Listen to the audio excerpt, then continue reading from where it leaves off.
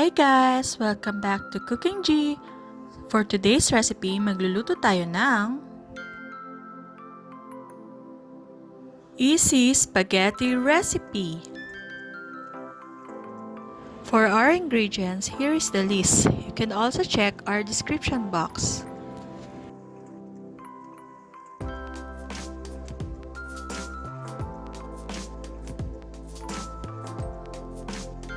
Umpisahan na natin ang pagluluto. In a casserole with water, add salt and let it boil. When the water is boiling, add the pasta and simmer for 9 minutes or until al dente.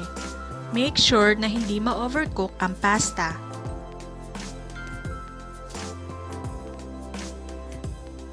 In a separate pan, heat oil. Saute garlic and onion until onion becomes translucent.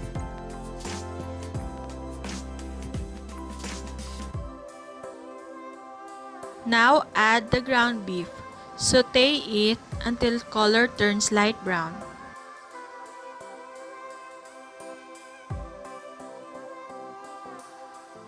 Add salt and pepper to taste.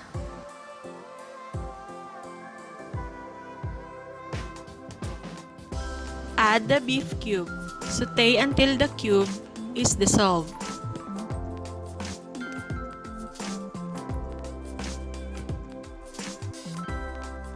Now you can add the hotdog.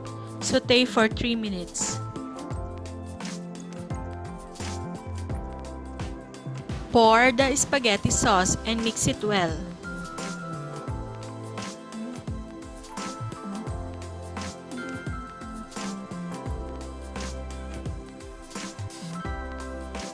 Now add the tomato sauce and mix it again.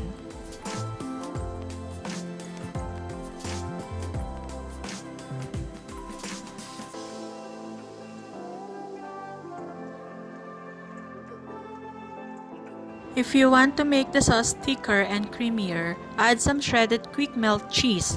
Depende sa inyo kung gaano karami. And then mix it well.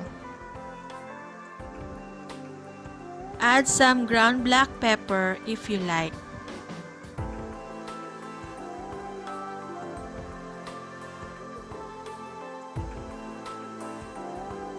Now I am mixing the pasta to the sauce mixture. So depende sa inyo kung imi-mix nyo na agad yung pasta sa sauce or hindi.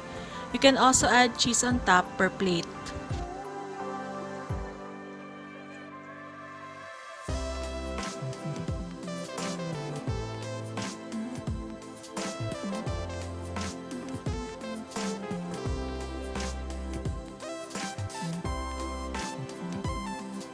Luto na! Share it with your family and loved ones.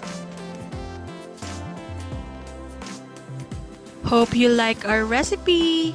Please don't forget to like, share, and subscribe. See you on our next vlog.